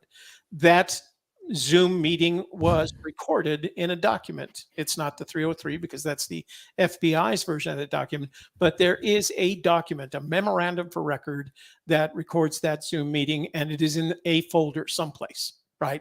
And then copies are made to go in other. These are all digital, of course, so there are copies made. So in addition to that, when the following week, when Ranger Davis and her deputy chief made the drive out to where the location of the treasure was, as because what's his name? Jack gave him the geographic coordinates. There's a record of that trip, right? Because they used public transportation. They used National Park Service transportation. They have to document this. So this is all documented someplace. And you can FOIA them and you can probably get them, but they have the right, based on the case that they're making here, to redact anything they want. So, but it's out there. And more people, I guarantee you there's a, there's a Toby working for down in the legal affairs department of the MPS that looks at that and says, oh man, I have got to, that's right. Yeah. That's who it was. Pete Webster, deputy chief. Yeah, that's what I'm saying. There are at least 4 living people who know where that treasure was hidden. And Jack has admitted it, and the motion to intervene admits it as well. So what I did want to say is, Mary, I cannot Zoom deposition. Now, there is a hearing on Wednesday. It is a public hearing, but that public hearing is going to be Zoomed as well. They're not going to meet in court. So there might be a way to attend that because it's public. Anybody can go to a hearing in court. So let me see what I can do. I'll try and get involved in that one and see if I can get that information. Okay. So that was our final conclusion. That's where we want to go with that. So we never got to 20? We got to 20. We didn't get to 30. You said 30. Oh, so Chasing Indy says, then why is K-Pro in New Mexico? She's probably getting all these documents like I did. She can go to the court and get the documents. I didn't realize she was in New Mexico. If I was from some, like I said, I drove to Santa Fe on Friday to get these documents that I'm going to share with you again. My guess is she's there. She may want to go to the hearing, but she doesn't have to travel to the hearing. It's going to be Zoomed. So there is no, the court hearing is not going to be in court because they're still on restriction. So it will be Zoomed.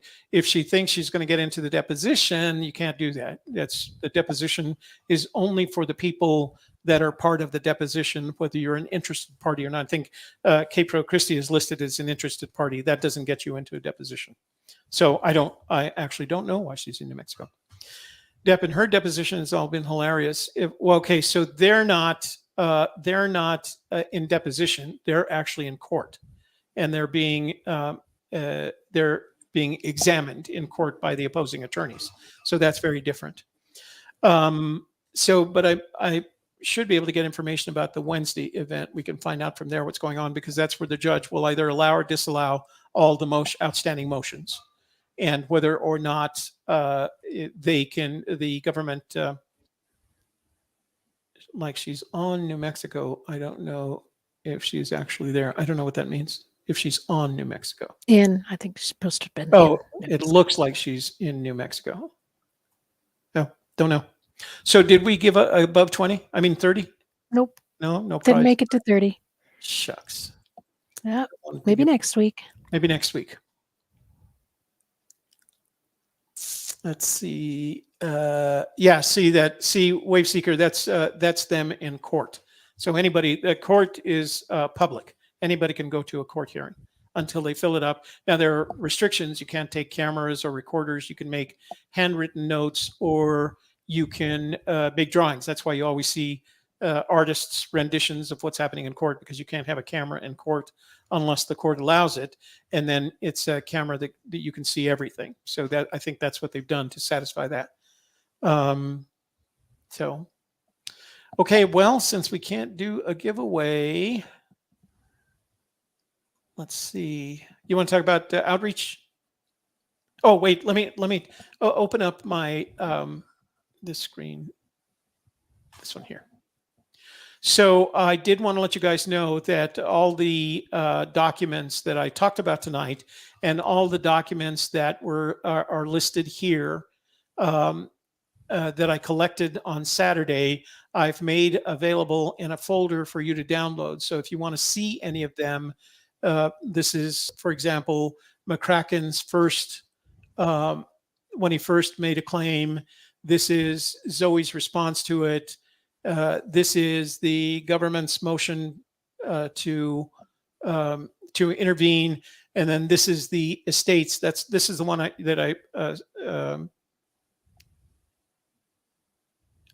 this is the one that I suggest you read. This is the estate's support of the U.S. DOJ's motion to intervene, and this is very informative.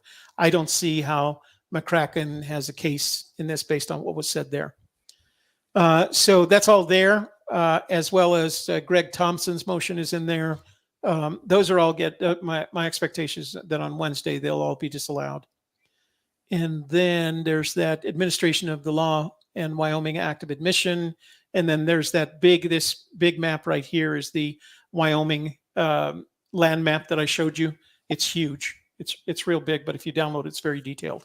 So once again, I wanted to say thank you to, can I get back there? I don't know what you're doing. For his very nice super chat. Thank you very much for that. That's right. And let me get back to my friend here. There we go. So Ben says, I wonder if Sarah would be able to confirm or deny Yellowstone. Now, if the litigation is, if that's the excuse, pending litigation prevents us from discussing this matter.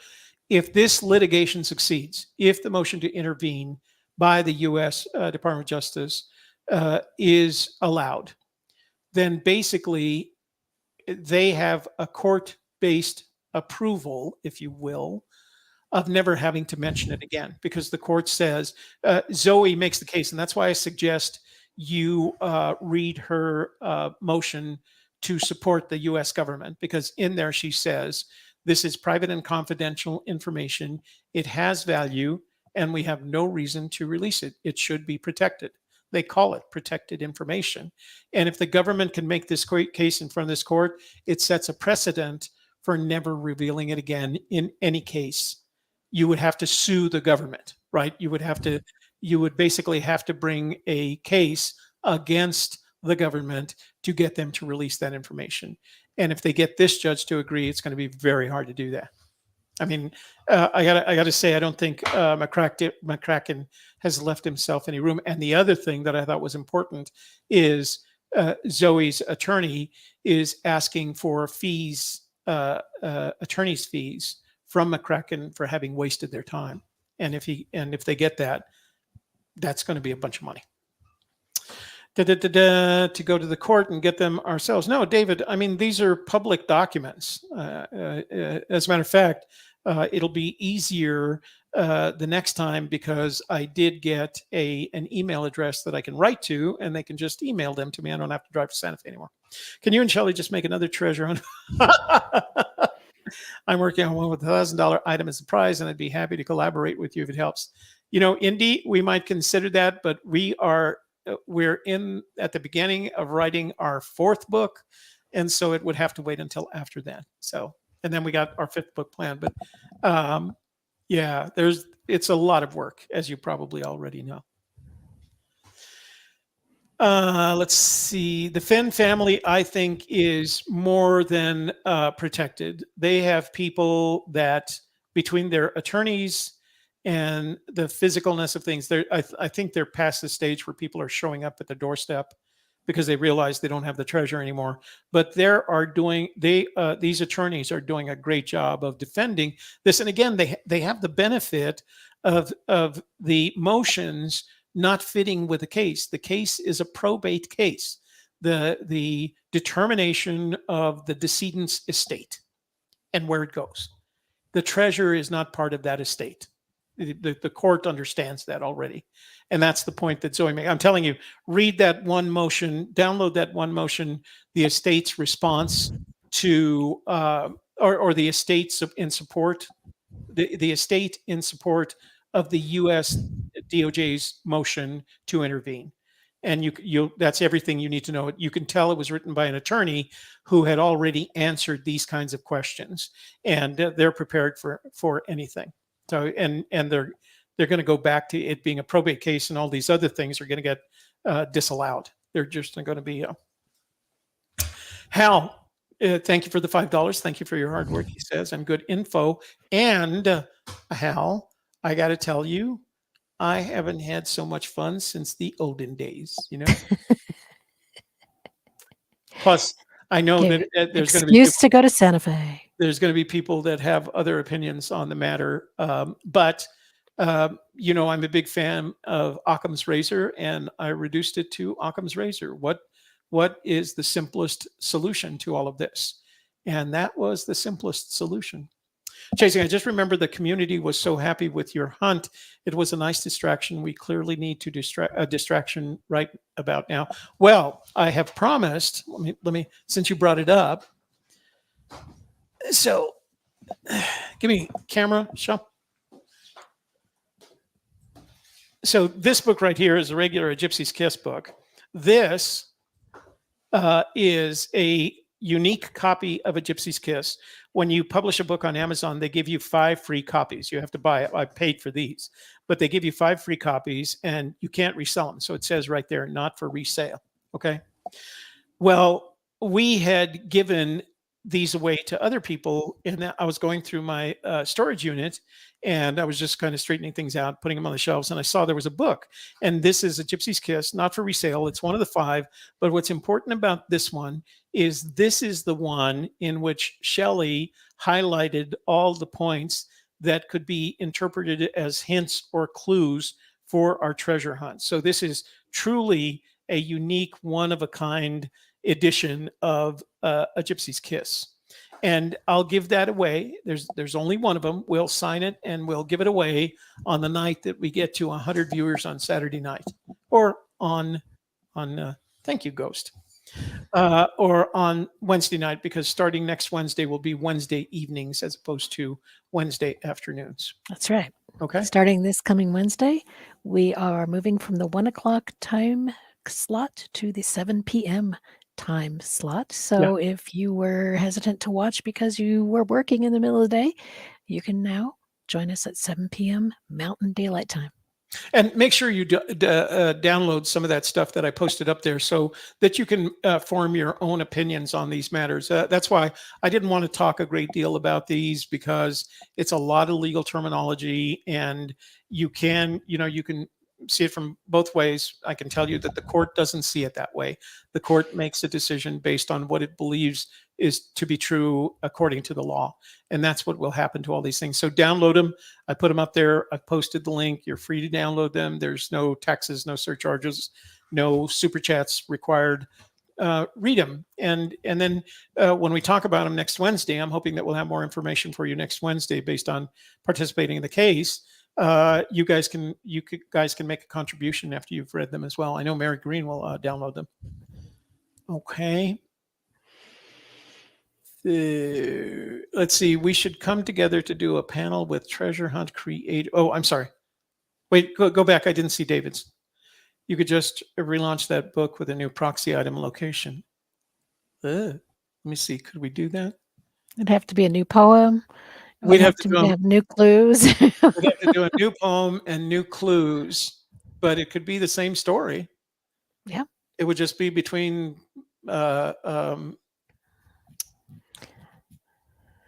maybe we could I don't know. We could start where the other one left off and tell the next story in line. And you can just use the same book. You could use, oh no, it would have to be a different book because it would have to have a different poem, right? It would have to be a different book, different story. You've got a lot of stories. It's just sitting down and writing them out. It takes time. It doesn't have to be a different story. Oh, but you've got so many. Why wouldn't we do a different one? Yeah. You know which story I want to tell. Yeah, I know you do. You didn't want to go that way, but I do. But I think it could be fun. Yeah. All right, guys. Anyway. I think that's it for tonight. Do you want to share our inspirational nugget for the night? Okie dokie. Are you ready? Yeah, go ahead. Telling the truth is not only a matter of character, but is also a matter of appreciating factual situations and representing them without bias. Yet, being loud doesn't increase the value or validity of their opinions. In fact, often by the very nature of being the loudest, those opinions are typically the furthest from reality. So caution. All right. Those were little quotes on truth for tonight. Yeah. And we said there will be a second treasure hunt. Yeah. Did we say that? I don't know. Did we actually say that? Oh, we did it one time. Yes. Yeah, we did say, and we actually started writing the book. And then, Oh, that's true. yeah, we started writing the book. You remember whenever we had a show, we'd always have those little sticky things on. And we kept trying to get people to come together and create a treasure, and they were all like, yeah, because we don't have the money. I mean, we do have money, but it's our retirement. Like, we don't have the money. We need everybody else to contribute to make the treasure, and we just couldn't find anybody interested in doing that. So yeah. So we did said we did want to, and we did want to do it a lot. So yeah. All right, Shelley, you want to say good nights? Well, thank you all for joining us tonight. We know that you have many choices of entertainment on Saturday evenings, and we appreciate that you chose to be here with us. We want to thank once again our Super Chat providers, Waveseeker and Hal. And we do hope to see you Wednesday night at 7 p.m. For our Messages and Methods live stream podcast. And we'll be back again next Saturday night. Same bat time, same bat channel. Yeah, with new topics to discuss. All right. I got one more comment. Let me check that before we say goodnight. Make sure I'm not missing. Night. Okay, Chase and Andy says just good night. All right, you guys. Good night. Thanks for joining us. Again, we'll see you next Wednesday at 7 p.m. and then the following Saturday at 7 p.m. Look for us. All right. Thank you for joining the conversation on Headlines, a Messages and Methods livecast hosted by Shelley Carney and Toby Eunice. Please subscribe and leave a comment or question, and we'll consider your ideas for future shows. Share this show with your family and friends and invite them to become a member of our community. Check the show notes for links and resources, and please come back again next week.